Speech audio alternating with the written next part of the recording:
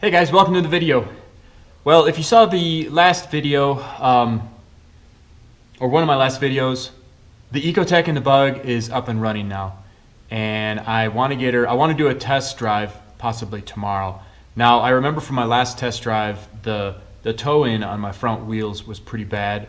So before I go on a second test drive here, I'm gonna do kind of a garage alignment on the front end. Now, when I say a garage alignment, I'm not gonna, I'm gonna do the alignment right here, right now. I'm not gonna take it to a shop and have it professionally done.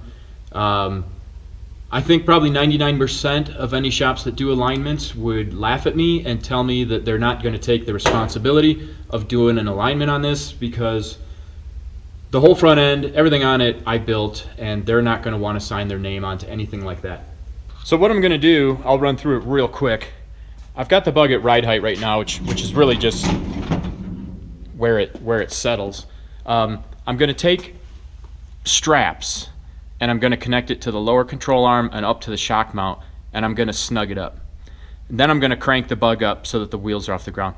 The reason you put the straps on there is you want to do the alignment at ride height, especially on long travel suspension like this. When my suspension droops, if I let it go into full droop and did the alignment there, the alignment would be off a little bit at ride height. Even though I have barely any bump steer, there is a little bit at full droop. So when you do this, you want to make it optimal at your ride height. And then at full compression and full droop, if it's a little bit off, that's fine, because that's not where you're at when you're, most importantly, going down the road. So I'll put these straps on here, snug it up, jack it up off the ground, then I'm going to take the tires off.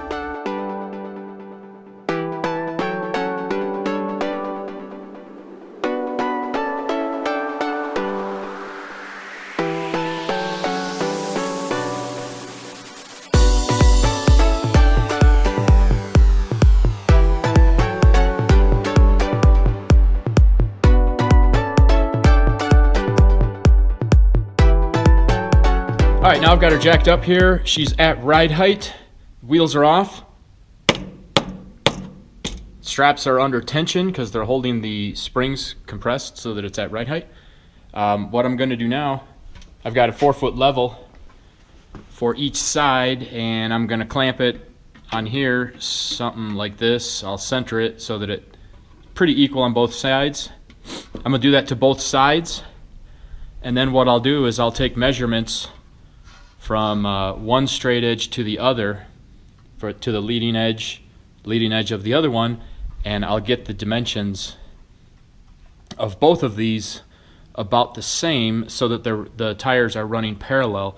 And then what I'll do is I want a little bit of toe-in, just a little bit, really just enough so that I know I don't have any toe out.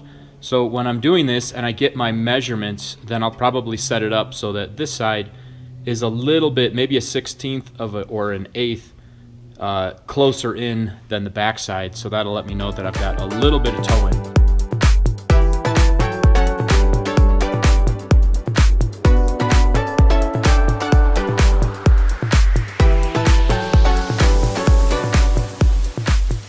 One thing that's important when you're doing something like this is, regardless of what the steering wheel looks like, you can fine tune that later. The first thing you want to do, your first starting point at least, is to center your rack and pinion steering. During assembly on my rack and pinion, I put this this white mark. If I line it up with the seam on the top plates here, that is center for my rack and pinion. So the first thing I'm going to do is I'm going to turn the steering wheel until that is perfectly center. And then regardless of whether the steering wheel needs an adjustment or not, that's where I'm going to start to true up my left and front wheels.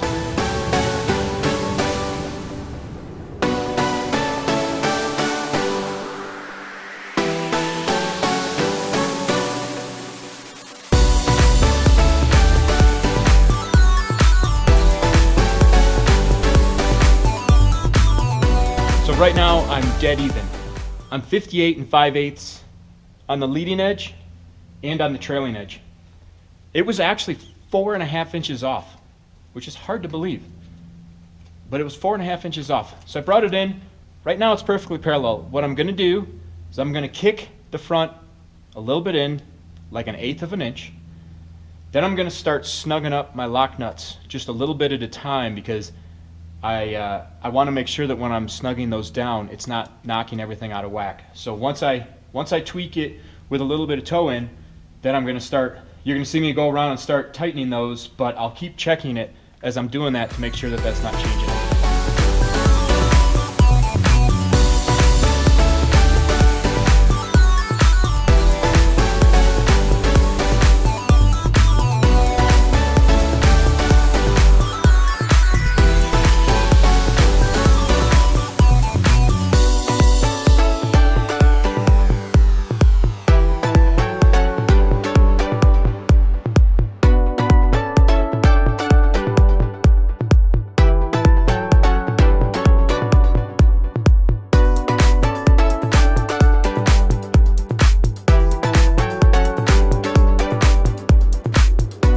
So guys, that's it for this video.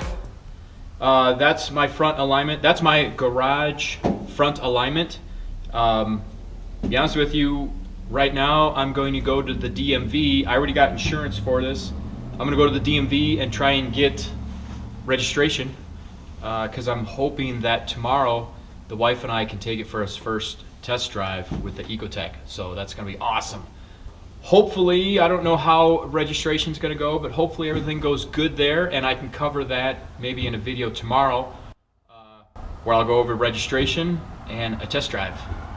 So thanks for watching the video, and I hope I see you on the next one. Take care.